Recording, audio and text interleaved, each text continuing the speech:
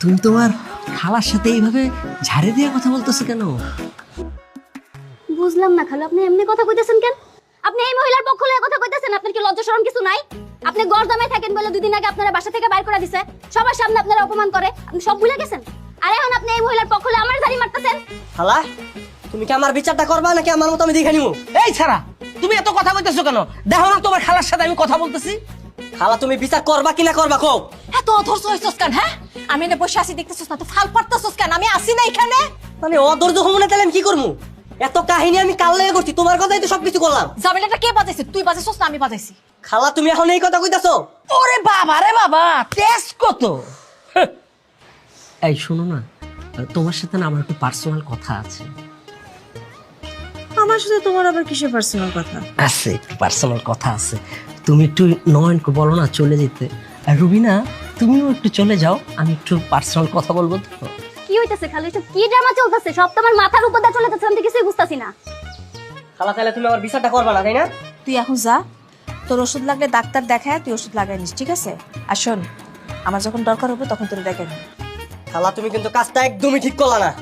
আজকের পর থেকে তোমার লাগে আমি আর কোনো কাজ করবো না, কথাটা মনে রাখো। আইসে।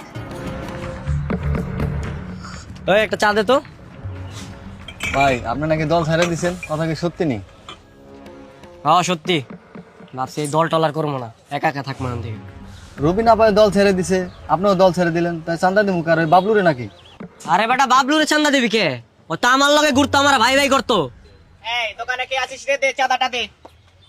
কে রে বাবলু, তুই এখানে চান্দা তুলতে আইছস? কে পাঠাইছো তোরে? কে পাঠাবে? খালা আর খালু এক হয়ে গেছে, নতুন একটা দল করা হয়েছে, সেই দলের নেতা আমি। এই দে চাঁদাটা দে। আর ভাই তুমি তো একটা মীর জাফর, যে মেয়েকে নিয়ে এত ঝামেলা হয়ে গেল, সেই মেয়েকে নিয়ে তুমি রেল লাইনে হাঁটছো, প্রেম করছো, তাই না? আমরা এগুলা বুঝি। হ্যাঁ এই একদম বাজে কথা কবি না। আমি তো এই জায়গায় চা খাইতে আইছিলাম, আমি কি জানিও এখানে আছে? কি খাইতে আসছো আর কি জন্য আসছো সেটা আমরা খুব ভালো করে জানি, তাই না রে? একটা কথা তোমাকে বলি, শুনে রেখো, জলে থেকে কুমিরের সাথে পাঙ্গা নিও না ভাইয়া, হ্যাঁ? তাহলে কিন্তু তোমার জীবনের সব থেকে বড় ভুল এটাই।